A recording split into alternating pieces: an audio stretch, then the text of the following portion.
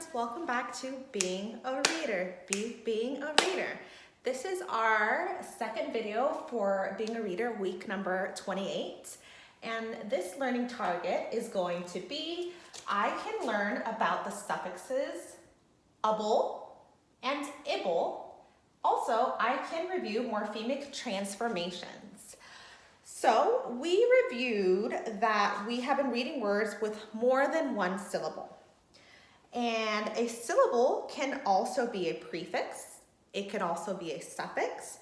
It could be a letter, or it could be a group of words, or a group of letters, I'm sorry. And prefix and suffix often have their own meanings. And suffixes can show that a word is a noun. Or a suffix can also show that a word is an adjective. So I'm going to write the word rewash on the board.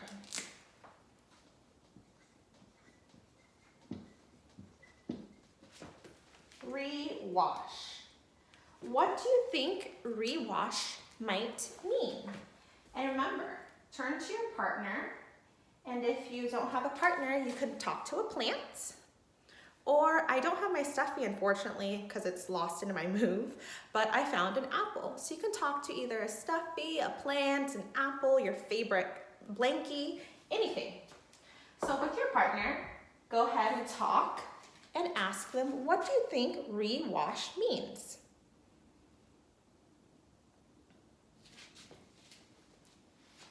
Now, after you've discussed with your partner what rewash means, talk to your partner and ask them, what do you think helpful means?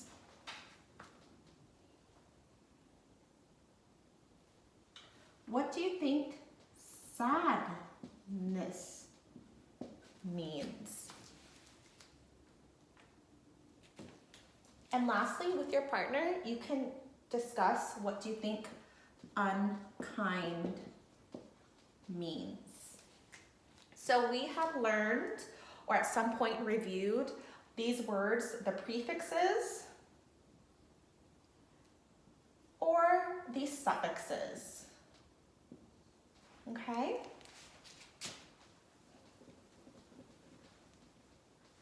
Now, I am going to write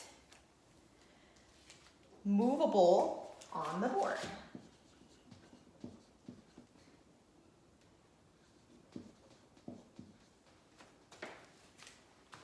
Movable. Movable has the suffix able right there.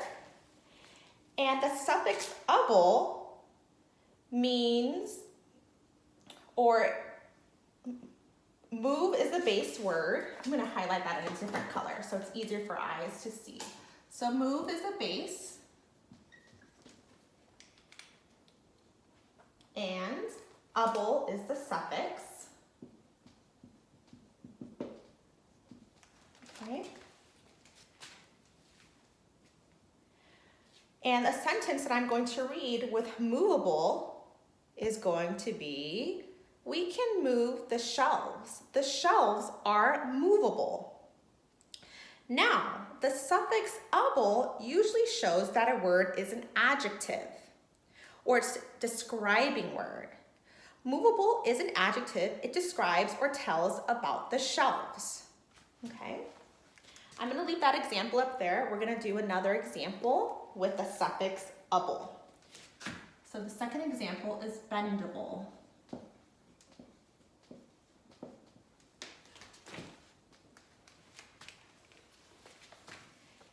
Can you identify the base word or the root word in bendable? And can you identify the suffix in bendable?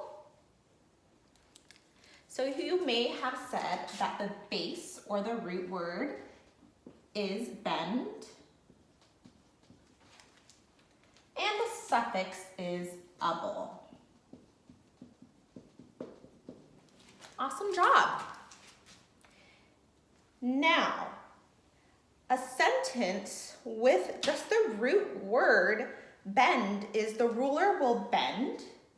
It is made of soft plastic. Now, something is bendable, it can be bent. So here's a sentence using the word bendable. The ruler will bend, it is bendable. Adding that suffix able right here usually shows that a word is an adjective or is a describing word. Bendable is indeed an adjective and it does describe the ruler. It is bendable now because it's made out of soft plastic.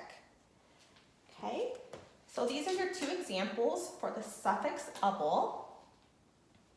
Let's move to the next suffix that we're going to learn today, able.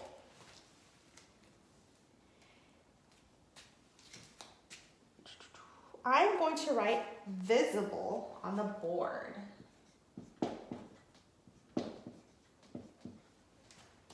Okay.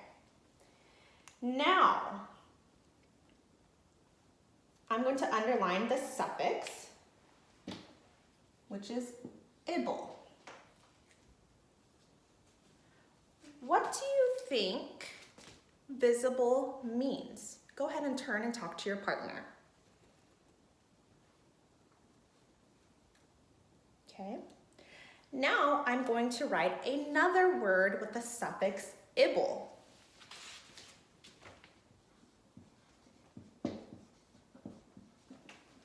Okay. Can you guess what this word is? Can you identify the suffix in this word? So this word is edible. And the suffix is I-B-L-E, able. Do you notice something that these two words have in common? Go ahead and turn and talk to your partner. Something that I've noticed that these two words, visible and edible, have in common is that there is no true base word. There is no true root word. So, some words may not have base words, but you can still recognize the word and its meaning with the suffix. And the suffix able is also going to make a word into an adjective or a describing word. For example, visible means to be seen. We can see visibly through the glass. So it's describing how the glass is visible. It's see-through, it's transparent. Edible means to be able to be eaten. Okay, so that's describing a way something is and how it's to be eaten. And here's a sentence that goes with the word edible. Apples are edible. So it's describing the apple. It is truly edible. All right. So with these list of words that I'm going to provide in the attachment, I would love for you to sort them. So the two columns that you're going to sort these group of words are going to be by the suffixes. So you can sort the group of words by suffix able and suffix able.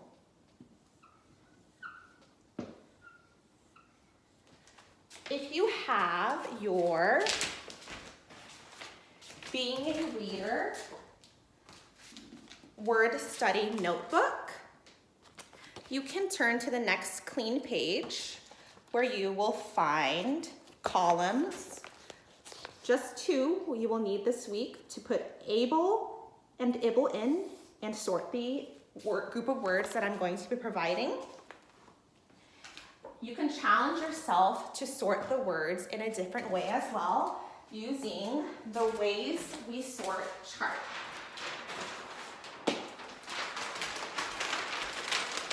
I'm going to post them here so you can pause your video and decide which other way you would like to sort your group of words this week. There are about 11 options in here, so you can have fun and challenge yourself to sort these set of words in any way that you'd like.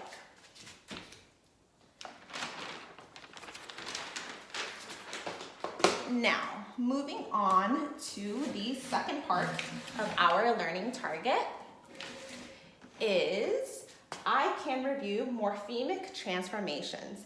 These are my favorite. So can you turn and talk to your partner about what do you remember about morphemic transformations? You and your partner might say they have a base word, a true base word.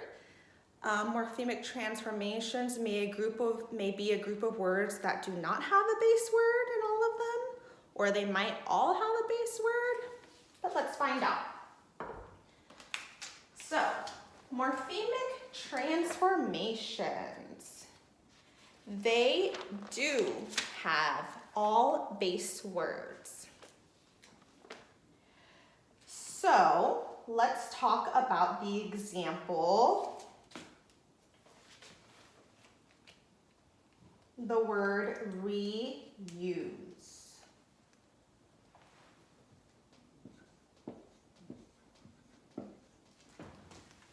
Does this word have a base word to it? Yes or no? I think reuse does have a base word. The base word is going to be use. Does this word have a prefix to it? Yes or no? I think reuse does have a prefix to it. It is going to be re. Does reuse have a suffix to the word? No, there is no suffix. So let's make reuse into a morphemic transformation. Can we add a suffix to this word? Yes, we can. We can make this word into a morphemic transformation by creating reuse-able.